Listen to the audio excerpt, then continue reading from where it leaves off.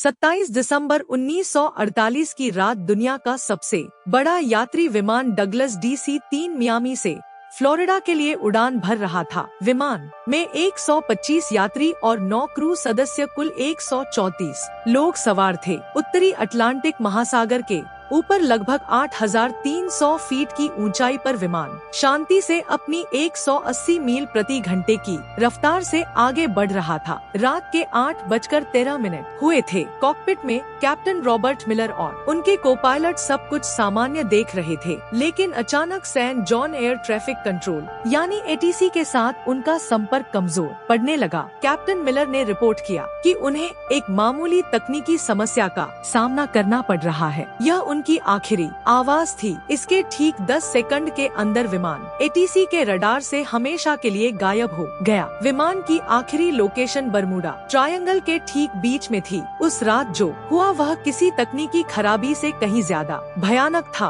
विमान दुनिया की सबसे रहस्यमयी जगह बरमूडा ट्रायंगल के एक ऐसे बवंडर में फंस गया था जिसके बारे में किसी ने ना कभी सुना था ना कभी देखा था। पलक झपकते ही विमान के अंदर चीख पुकार मच गई। कैप्टन मिलर ने अपनी पूरी ताकत से प्लेन को संभालने की कोशिश की, लेकिन तब तक बहुत देर हो चुकी थी। तूफान ने पूरे विमान को अपनी चपेट में ले लिया था और उसे किसी खिलौने की तरह घुमा रहा था। प्लेन के सारे इलेक्ट्रॉनिक उपकरण, कंपास, रेडार, सब कुछ बंद हो चुका था। विमान अब किसी इंसान के नियंत्रण में नहीं था। वह सिर्फ तूफान की रफ्तार से अंधाधुंध उड़े जा रहा था। लगभग आधा घंटा उस जानलेवा बवंडर में जूझने के बाद जब विमान तूफान से बाहर निकला तो चारों तरफ सिर्फ अंतहीन समंदर था। प्लेन के इंजन अभी भी काम नहीं कर रहे थे और वह धीरे धीरे नीचे की ओर गिर रहा था। तभी को-पायलट की नजर सामने एक द्वीप पर पड़ी। वह एक अनजान अनछुआ द्वीप था। सबको पता था कि उनकी मौत बस कुछ ही पलों की दूरी पर है। विमान उस द्वीप पर मौजूद एक विशालकाय पुराने पेड़ से जा टकराया। पेड़ की सैकड़ों मोटी डालियों ने विमान को किसी जाल की तरह अपने अंदर फंसा लिया और यही वो चमत्कार था जिसने 134 लोगों की जान बचा ली। विमान के पेड़ में फंस जाने से यात्रियों की जान तो बच गई, लेकिन यह एक दर्दनाक शुरुआत थी। विमान के अंदर से कराने और रोने की आवाजें आ रही थी। कैप्टन रॉबर्ट मिलर, जिनका सिर एक पैनल से टकरा गया था, होश में आते ही हरकत में आ गए। उन्होंने तुरंत लोगों को शांत कराया। विमान में सवार एक retired army doctor Evelyn read ने बिना समय गवाए घायलों की देखभाल शुरू कर दी। कुल 10 लोग गंभीर रूप से घायल थे। किसी का हाथ टूटा था, किसी का पैर, तो 2 लोगों के सिर पर गहरी चोटें आई थी। बाकी सभी लोग सदमे में थे लेकिन सुरक्षित थे। जब सब धीरे धीरे विमान से नीचे उतरे तो उन्होंने महसूस किया कि वे कहाँ आ फंसे हैं। यह एक ऐसा द्वीप था जो किसी नक्शे पर मौजूद नहीं था। चारों तरफ घना जंगल, अजीबोगरीब पेड़ पौधे और एक अनजानी खामोशी थी। सबसे पहली और सबसे बड़ी चुनौती थी पानी। हर कोई प्यासा था, लेकिन पूरे द्वीप पर दूर दूर तक किसी नदी, झरने या साफ पानी के स्रोत का कोई निशान नहीं था। उनकी एकमात्र उम्मीद अब सिर्फ बारिश का पानी थी। कैप्टन मिलर ने अपने अनुभव का इस्तेमाल करते हुए लोगों को समूह में बांटा। एक समूह को विमान के मलबे से खाने पीने का सामान, दवाइयाँ और काम की चीजें निकालने का काम सौंपा गया। दूसरा समूह कैप्टन के साथ मिलकर रात गुजारने के लिए एक अस्थायी आश्रय बनाने में जुट गया। उन्होंने विमान की टूटी हुई सीटों, धातु की चादरों और बड़े बड़े पत्तों का इस्तेमाल करके एक काम चलाऊ छत तैयार की जो उन्हें रात की ठंड और संभावित बारिश से बचा सके। उस पहली रात जब वे एक दूसरे से सटकर बैठे थे तो उनके दिलों में एक ही सवाल था, क्या कोई उन्हें ढूंढने आएगा? क्या वे कभी इस अनजान जगह से बाहर निकल पाएंगे? दूसरे दिन की सुबह एक नई चुनौती लेकर आई। भोजन की कमी और आग जलाने की तकनीक। विमान से जो थोड़ा बहुत खाना मिला था वह ज्यादा दिन नहीं चलने वाला था। उन्हें द्वीप पर ही भोजन खोजना था, लेकिन कौन सा फल जहरीला है और कौन सा खाने लायक, यह जानने का कोई तरीका नहीं था। इसी कोशिश में एक अधेड़ उम्र के व्यक्ति ने एक अनजान फल खा लिया और कुछ ही घंटों में उसकी तड़पतड़प कर मौत हो गई। यह द्वीप पर हुई पहली मौत थी जिसने सबको अंदर तक हिलाकर रख दिया। इस घटना के बाद लोगों में डर और सीमित भोजन को लेकर पहला संघर्ष शुरू हुआ, लेकिन कैप्टन मिलर और डॉक्टर एवलिन ने स्थिति को संभाला। उसी शाम एक किशोर लड़के ने, जिसे विज्ञान में रुचि थी, अपने चश्मे के लेंस का उपयोग करके सूरज की किरणों को सूखी पत्तियों पर केंद्रित किया। घंटों की मेहनत के बाद पत्तियों से धुएं की एक पतली लकीर उठी और फिर एक छोटी सी लौजल उठी। आग, यह उनके लिए किसी जीत से कम नहीं थी। आग न केवल खाना पकाने के लिए जरूरी थी, बल्कि यह रात में जंगली जानवरों को भी दूर रख सकती थी। इसी बीच विमान में एक इंजीनियर आर्थर वेस ने टूटे हुए रेडियो को ठीक करने की कोशिश की। कड़ी मशक्कत के बाद वह एक कमजोर सिग्नल भेजने में कामयाब रहा। उसने अपनी आखिरी लोकेशन और मदद का संदेश भेजा, लेकिन सामने से कोई जवाब नहीं आया। रेडियो की बैटरी खत्म हो चुकी थी और संपर्क का एकमात्र जरिया भी टूट चुका था। दिन बीतते गए। जब 10 दिन बाद भी बचाव का कोई संकेत नहीं मिला तो 4 लड़के और एक लड़की का सब्र जवाब दे गया। एक रात जब सब सो रहे थे, वे चुपके से विमान के मलबे से बनी एक छोटी सी नाव लेकर समुद्र में उतर गए। वे फिर कभी लौट कर नहीं आए। उनका क्या हुआ, वे कहाँ गए, यह एक रहस्य बनकर रह गया। उन 5 लोगों के जाने के बाद बचे हुए लोगों को एहसास हो गया कि उन्हें लंबे समय तक यहीं रहना पड़ेगा। कैप्टन मिलर ने सबको इकट्ठा किया और एक स्थायी व्यवस्था बनाने का प्रस्ताव रखा। काम का बंटवारा किया गया। एक टीम रोजाना भोजन और फल इकट्ठा करने के लिए जंगल में जाती। दूसरी टीम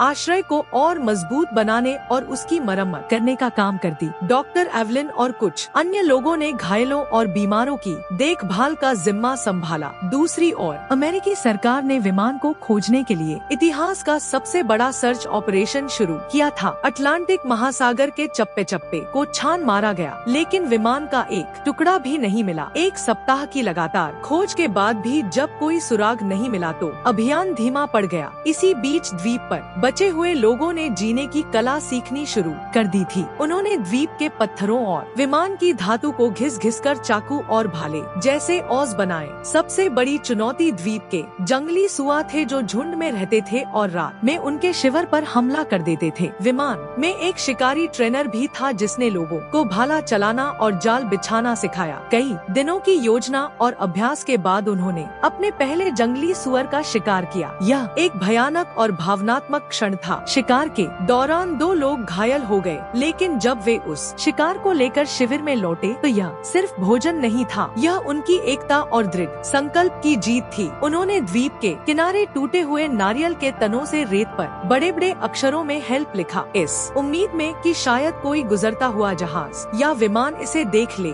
दोस्तों, यह कहानी आपको कैसी लग रही है? उस दर्द और संघर्ष को महसूस कर पा रहे हैं? अगर हाँ, तो प्लीज एक सेकंड निकाल कर वीडियो को लाइक कर दीजिए और मेरे चैनल को सब्सक्राइब करना मत भूलना। आपका एक सब्सक्राइब मुझे ऐसी ही और सच्ची और रोंगटे खड़े कर देने वाली कहानियाँ आप तक लाने की हिम्मत देता है। और हाँ, कमेंट सेक्शन के बगल में एक नया हाइप बटन आया है। अगर कहानी सच में दिल को छू रही है तो उसे भी जरूर दबाइए। चलिए अब आगे बढ़ते हैं उस दर्दनाक सफर पर। 6 महीने बीत चुके थे। बाहरी दुनिया के लिए NC 16002 विमान और उसमें सवार 134 लोग एक अनसुलझी पहेली बनकर रह गए थे। 45 मिलियन खर्च करने के बाद अमेरिकी सरकार ने आधिकारिक तौर पर सर्च ऑपरेशन बंद कर दिया और सभी को लापता घोषित कर दिया। उनके परिवार वालों को बता दिया गया कि अब उनके प्रियजनों के लौटने की कोई उम्मीद नहीं है। लेकिन यहाँ इस अनजान द्वीप पर एक नया समुदाय जन्म ले रहा था। जो लोग गंभीर रूप से घायल थे वे डॉक्टर एवलिन की देखभाल में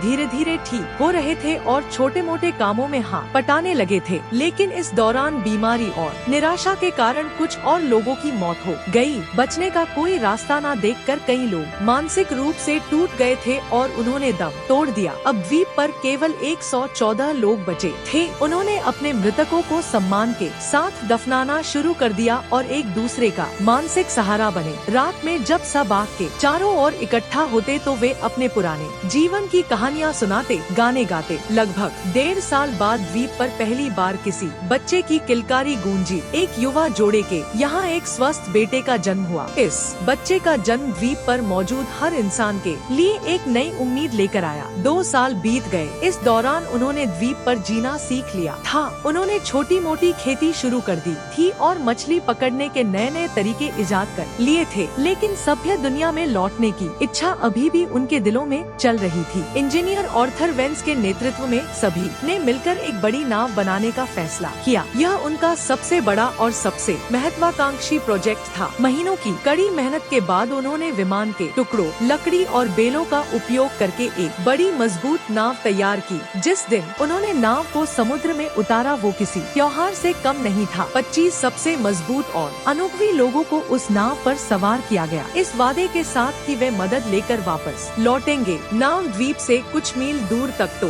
ठीक चली, लेकिन फिर मौसम ने अपना असली रूप दिखाया। अचानक आसमान में काले बादल घेर आए और एक भयानक तूफान ने उनकी नाव को घेर लिया। ऊंची ऊंची लहरों ने नाव को पलट दिया। उनमें से कुछ ही लोग तैरकर किसी तरह वापस द्वीप के किनारे पहुंच पाए, लेकिन उस हादसे में 16 लोगों की जान चली गई। यह द्वीप पर अब तक का सबसे बड़ा झटका था। पहले ही बीमारी और निराशा से 15 लोग मर चुके थे और अब इस हादसे ने 16 और जानें ले ली। कुल मिलाकर 31 लोगों की मौत हो चुकी थी और 5 पहले ही भाग गए थे। अब द्वीप पर केवल 98 लोग बचे थे। इस घटना ने उनके बचने के विश्वास को चकनाचूर कर दिया। कई लोगों ने मान लिया कि यह द्वीप ही उनकी कब्र बनेगा और यहाँ से निकलने की कोशिश करना मौत को दावत देना है। 5 साल गुजर चुके थे। जो बच्चे द्वीप पर पैदा हुए थे उनके लिए यही उनकी दुनिया थी। उन्होंने कभी कार, बिजली या शहर नहीं देखे थे। बड़े लोग उन्हें अपनी पुरानी दुनिया की कहानियाँ सुनाते, जो उन बच्चों के लिए किसी परी कथा से कम नहीं थी। लेकिन समय के साथ समाज में दरारें पड़ने लगी। द्वीप के प्राकृतिक संसाधन जैसे कि एक खास किस्म के फलदार पेड़ और छोटे जानवर कम होने लगे थे। भोजन की कमी ने लोगों के बीच तनाव पैदा कर दिया। अब वे 2 गुटों में बंट गए थे। एक गुट जिसका नेतृत्व कैप्टन मिलर कर रहे थे, वे अभी भी मानता था कि उन्हें किसी भी कीमत पर यहाँ से निकलने की कोशिश करते रहना चाहिए। दूसरा गुट जिसका नेतृत्व एक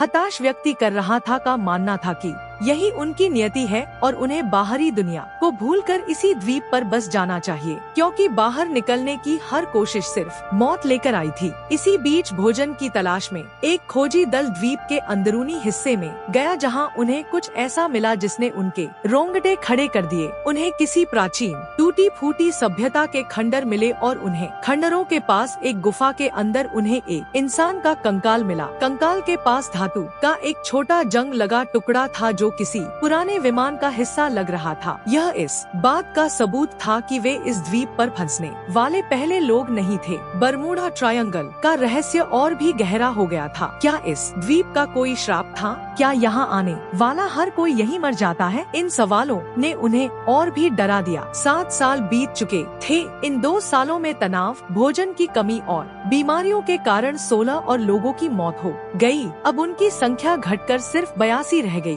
थी। लोग जीने की उम्मीद लगभग छोड़ चुके थे। वे बस दिन काट रहे थे। ऐसा लग रहा था कि चीजें इससे ज्यादा बुरी नहीं हो सकती, लेकिन वे गलत थे। 8वें साल की एक दोपहर द्वीप पर एक भयानक चक्रवात आया। तेज हवाओं और मूसलाधार बारिश ने उनके लंबे समय की मेहनत से बनाए गए बसीरों और छोटी मोटी फसलों को तहस-नहस कर दिया। उन्होंने जो कुछ भी बनाया था सब कुछ बिखर गया। उनके जीने का मनोबल पूरी तरह से टूट चुका था। वे खुले आसमान के नीचे भीगते हुए कांपते हुए बैठे थे और सोच रहे थे कि शायद अब अंत आ गया है। चक्रवात के ठीक कुछ हफ्ते बाद, जब वह अभी उभरने की कोशिश ही कर रहे थे, द्वीप एक जोरदार भूकंप से कांप उठा। जमीन ऐसे हिल रही थी जैसे फट जाएगी। पहाड़ टूट कर गिरने लगे और पेड़ जड़ से उखड़ गए। हर कोई अपनी जान बचाने के लिए इधर उधर भाग रहा था। यह भूकंप विनाशकारी था, लेकिन अनजाने में यह उनके उद्धार का कारण बनने वाला था। भूकंप के कारण विमान का जो मलबा सालों से एक ही जगह बड़ा था, वह अपनी जगह से खिसक गया और उसके नीचे दबे कुछ तार और उपकरण बाहर आ गए। किसी को नहीं पता था कि यह छोटी सी घटना उनकी 9 साल की पीड़ा का अंत लिखने वाली है। भूकंप के कुछ दिन बाद जब सब कुछ शांत हुआ तो इंजीनियर ऑर्थर वेंस यूं ही टूटे हुए मलबे का निरीक्षण कर रहा था। तभी उसकी नजर विमान के उस रेडियो पर पड़ी जो अब एक अलग कोण पर पड़ा था। उसी समय वैज्ञानिकों के अनुसार एक तीव्र सौर तूफान, जिसे सोलर फ्लेयर कहते हैं, उठा, जिसने पृथ्वी के चुंबकीय क्षेत्र को प्रभावित किया। यह एक दुर्लभ खगोलीय घटना थी। शायद इसी घटना के कारण या भूकंप से हिले तारों के जुड़ जाने से एक चमत्कार हुआ। ऑर्थर ने जब यूं ही रेडियो का एक स्विच दबाया तो उसमें से एक हल्की सी खरखराहट की आवाज आई। उसके दिल की धड़कन बढ़ गई। उसने कांपते हाथों से बैटरी के बचे कुछ तारों को जोड़ा और 9 साल में पहली बार रेडियो की हरी बत्ती जल उठी। उसने तुरंत माइक उठाया और एक कांपती हुई आवाज में कहा, मेडे मेडे मेडे, यह फ्लाइट NC 1602 है। क्या कोई सुन रहा है? हम जिंदा है। हम 9 साल से एक द्वीप पर फंसे हुए हैं। दूसरी तरफ मियामी के एयर ट्रैफिक कंट्रोल में एक ऑपरेटर ने जब यह संदेश सुना तो उसे अपने कानों पर विश्वास नहीं हुआ। उसने सोचा कि यह कोई मजाक है, लेकिन जब आर्थर ने विमान का रजिस्ट्रेशन नंबर, कैप्टन का नाम और उड़ान की तारीख बताई तो पूरे कंट्रोल रूम में सन्नाटा छा गया। अमेरिकी सरकार ने तुरंत रेस्क्यू ऑपरेशन फिर से शुरू कर दिया। उस समय सैटेलाइट तकनीक इतनी उन्नत नहीं थी कि वे लोकेशन को ट्रैक कर सके। उन्हें बस इतना पता था कि विमान बरमूडा ट्रायंगल के आसपास कहीं है। उन्होंने उस पूरे इलाके के एक एक द्वीप को फिर से छानने का फैसला किया। दूसरी ओर द्वीप पर मौजूद लोगों में आशा की एक नई किरण जाग उठी थी। वे दिन रात एक बड़ी आग जलाकर धुआं करते रहते ताकि बचाव दल उन्हें देख सके। 9 साल बीत चुके थे। एक सुबह जब द्वीप के बचे कुचे 82 लोग सोकर उठे तो उनमें से एक ने दूर क्षितिज पर एक छोटा सा धब्बा देखा। वो धब्बा धीरे धीरे बड़ा हो रहा था। वो एक जहाज था। वो एक अमेरिकी नौसेना का जहाज था जो उनकी तलाश में आया था। उस जहाज को देखते ही 9 साल का दबा हुआ दर्द, पीड़ा और इंतजार सब कुछ आंसुओं के सैलाब में बह निकला। लोग खुशी से चीख रहे थे, रो रहे थे, एक दूसरे को गले लगा रहे थे। वे रेत पर दौड़ते हुए चिल्ला रहे थे, हम बच गए, हम बच गए। जब बचाव दल द्वीप पर उतरा तो वे वहाँ का दृश्य देखकर सन्न रह गए। जिन्हें दुनिया 9 साल पहले मृत मान चुकी थी,